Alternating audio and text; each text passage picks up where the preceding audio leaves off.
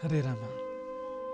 ಪ್ರಿಯ ಬಂಧು, ಮಾತು ಹೇಗೆ ಮುತ್ತಾಗೋಕ್ಕೆ ಸಾಧ್ಯ ಅನ್ನೋ ಬಗ್ಗೆ ಇವತ್ತಿನ ಮಾತುಕತೆ. ಸಾಕ್ರಟೀಸ್ ಗ್ರೀಕ್ ದೇಶದ ದೊಡ್ಡ ತತ್ವಜ್ಞಾನಿ. ಒಮ್ಮೆ ಆತನ ಬಳಿಗೆ ಪರಿಚಯದನೊಬ್ಬ ಬಂದು ಆತನ ಸ್ನೇಹಿತನ ಬಗ್ಗೆ ಏನೋ ಹೇಳೋಕ್ಕೆ ಪ್ರಾರಂಭ ಮಾಡ್ತಾನೆ. ಸಾಕ್ರಟೀಸ್ ಆತನ ನಿಲ್ಲಿಸ್ತಾನೆ. ನಿಲ್ಲು, 3 ಪರೀಕ್ಷೆ ಮಾಡ್ತೀನಿ ನಾನು ನಿನ್ನ. ಆ 3 ಪರೀಕ್ಷೆ ನಂತರ ನೀನು ಹೇಳಬೇಕಾದ್ನ ಹೇಳ್ಬೋದು. ಮೊದಲನೇ ಪರೀಕ್ಷೆ, ನೀನು ನನ್ನ ಸ್ನೇಹಿತನ ಬಗ್ಗೆ ಏನು ಹೇಳೋಕೆ ಹೊರಟಿದ್ದೀಯೇ ಅದು ನಿಜಾನಾ, ಖಾತ್ರಿಪಡಿಸ್ಕೊಂಡಿದೀಯಾ?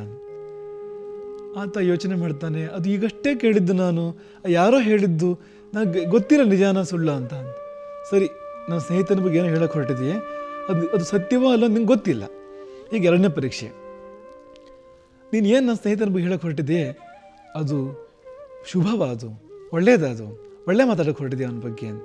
ಆತ ಹೇಳ್ತಾನೆ, ಅಲ್ಲ ಅಲ್ಲ, ಒಳ್ಳೇದಲ್ಲ, ಬದಲಿಗೆ ಅಂತ ರಾಗ ಹೇಳ್ತಾನೆ.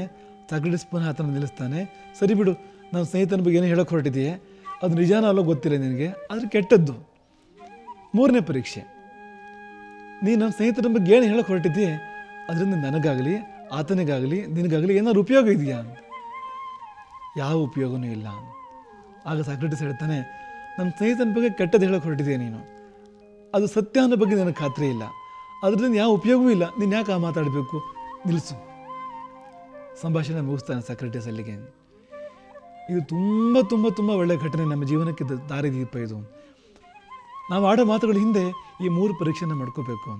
ಆ ಮಾತು ನಿಜನಾ, ಆ ಮಾತು ಉಪಯುಕ್ತನ, ಆ ಮಾತು ಒಳ್ಳೆಯದಾ, ಯೋಚನೆ ಮಾಡ್ಕೊಂಡು ಮಾತಾಡಿದರೆ ಎಷ್ಟು ಬದಲಾವಣೆಗಳಿರುತ್ತೆ.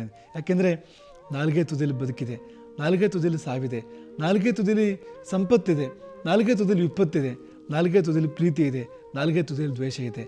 ಎಲ್ಲಿ ಬೀಳದ ನಾಲ್ಗೆಯನ್ನು ಹಿಗ್ಗಾಮುಗ್ಗ ಬಳಸಿದಾಗ, ಅನುಚಿತವಾಗಿ ಉಪಯೋಗಿಸಿದಾಗ ಎಷ್ಟು ಸಂಬಂಧಗಳು ಏರ್ಪೇರಾಗ್ತವೆ, ಎಷ್ಟು ಜನ ನೋಯ್ತಾರೆ, ಎಷ್ಟು ಜನ ಕಷ್ಟಪಡ್ತಾರೆ. ಅದಕ್ಕೆಲ್ಲ ಮೂಲಭೂತ ಕಾರಣ ನಾಲಿಗೆ ಆಗಿರುತ್ತೆ. ಹೀಗೆಲ್ಲ ಒಂದು ಭಾವಿಸಿ ಯೋಚಿಸಿ ಮಾತಾಡೋದಾದರೆ ಎಷ್ಟು ಚೆನ್ನಾಗಿರುತ್ತೆ. ಸಂಬಂಧಗಳು ಎಷ್ಟು ಸುಧಾರಣೆಗೊಳ್ಬೋದು, ಎಷ್ಟು ನೆಮ್ಮದಿ ಮನಃಶಾಂತಿ ಇರ್ಬೋದು. ಹಾಗಾಗಿ ಈ ರೀತಿ ಮಾತಾಡಬೇಕು, ಇಂಥ ಪರೀಕ್ಷೆಗಳು ಒಳಪಡಿಸಿ ಮಾತಾಡಬೇಕು. ಇಲ್ಲಿ ಸೆನ್ಸಾರ್ ಬೇಕು, ಇಲ್ಲಿ ಪರೀಕ್ಷೆ ಬೇಕು ಅಂತ, ಮಾತಿನ ಹಿಂದಿರ್ತಕ್ಕಂಥ ಪರೀಕ್ಷೆ. ಇಂಥ ಪರೀಕ್ಷೆಗಳ ನಂತರ ಹೊರಬರೋ ಮಾತುಗಳಲ್ಲ, ಮುತ್ತುಗಳು.